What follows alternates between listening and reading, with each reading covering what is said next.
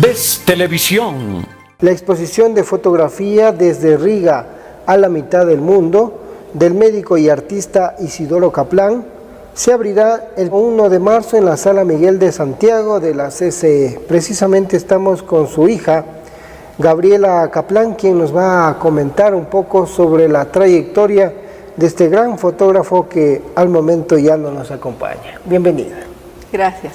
Bueno, mi padre nació en el norte de Rusia, que ahora son los países bálticos, en la ciudad de Riga, la capital de Letonia, bajo el tutelaje de los zares rusos. El imperio ruso fue muy truculento y para uno evitar la conscripción militar, mi padre fue a estudiar medicina en París, porque si uno estudiaba medicina no le obligaban a la conscripción. En París se casó con una doctora ginecóloga y tuvo un hijo, Jean-Claude.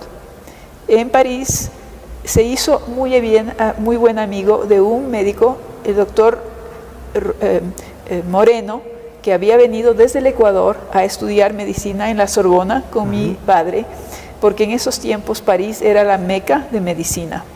Así es. Después de unos años de casado, no se estaba llevando bien con su esposa.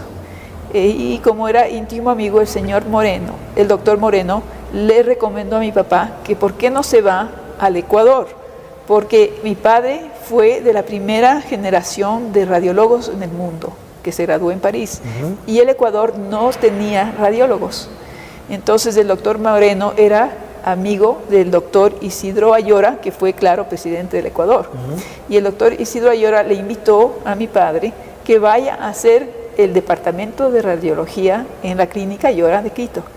Y mi papá estuvo muy contento de venir al Ecuador, no solamente porque no se llevaba bien con su esposa, eso era en 1936, pero porque él no fue el médico porque él quiso ser médico, sino para evitar la conscripción. Lo que él de veras, su pasión, era la botánica y la zoología. Y aquí el país es tan rico de todas estas cuestiones zoológicas, biológicas, que mi papá estuvo fascinado de venir acá. Vino aquí en 1936 y murió prácticamente en este país. Estuvo aquí hasta 1983, cuando murió. Estuvo, claro, viviendo en Quito, pero se fue a una vuelta al mundo y en un accidente automovilístico en Florida, después de haber visto la exhibición de Kodak en la Epcot Center, tuvo un accidente automovilístico que le llevó la vida, pero él, su corazón, siempre fue del Ecuador. Bueno, y queda su trayectoria, su vivencia y, cómo no, estas fotografías, producto de las cuales se va a desarrollar una exposición. La fotografía artística es nuevo, ¿no? Claro. Antes no se lo reconocía así. Bueno, mi padre nació en una familia muy artística, muy inclinada al arte. Entonces, desde chico siempre le gustaba hacer sketches de carboncillo, de acuarelas, de óleos, hasta de cuestiones en arcilla. Él hacía estatuas. Bueno, era muy artístico. Y claro, posteriormente se dedicó a la fotografía. Después, ¿no? Cuando la fotografía en 1925 más o menos empezó a tener auge y le encantó este medio que es la fotografía. Y él se enfocó más que nada en la fotografía en el resto de su vida. Ya dejó los óleos y los pasteles, se dedicó más a la fotografía. Y él aprendió mucho él solo, sin ningún entrenamiento profesional, sino así con su sentimiento artístico que tenía, maestros, ¿no? Innato. Al mismo tiempo, pues era radiólogo, ellos también aprenden mucho de fotografía, aunque sea anatómica, tenía esas bases y era su pasión la fotografía. Tenemos que acordarnos que en esos tiempos no tenían Photoshop, en esos tiempos no teníamos ningunas pantallas especiales para que venga la luz de cierta forma. Todo era hecho al natural, todo era como estaba captado en el medio ambiente. La estética y la sensibilidad están presentes en la fotografía de Isidoro. Precisamente en el caso suyo, Gabriela, ¿cómo fue crecer con un artista que quizás iniciando en el tema médico luego fue descubriendo pues su verdadera vocación? Bueno, mi padre fue una persona extraordinaria. No solamente era artista, o sea que fuera del arte gráfico, él era violinista. Es más, es por eso que después como de 10 años de haber ya dejado París, que encontró a mi madre, que era ecuatoriana, Rosa Ortiz Garcés, y fue mi madre, que yo nací justo después de la guerra. La conoció a ella porque él tocaba violín y ella era miembro de la Orquesta Sinfónica de Quito. Entonces ella pues era muy buena violinista y a él le encantaba hacer música de cuartetos, música clásica. Pero no solamente eso, él estaba interesado en la paleontología, en la antropología, en la astronomía, en la tapicería. Él hizo unas alfombras con motivos de cavernícolas que llevó su exhibición a la ciudad de Washington, y fue tan bien recibida que estas alfombras hechas a mano por mujeres indias que estaban haciendo en los telares las alfombras, fueron compradas por el director de la National Geographic, el señor Gobert Grosvenor, y ese es el que se ve allí, el bisonte de Altamira. La puso atrás de su despacho. El otro fue comprado por el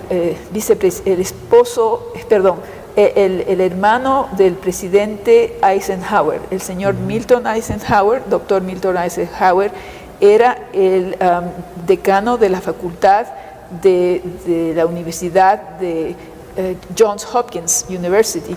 Él había comprado otra alfombra de mi padre que tiene motivos prehistóricos de Basutoland de África.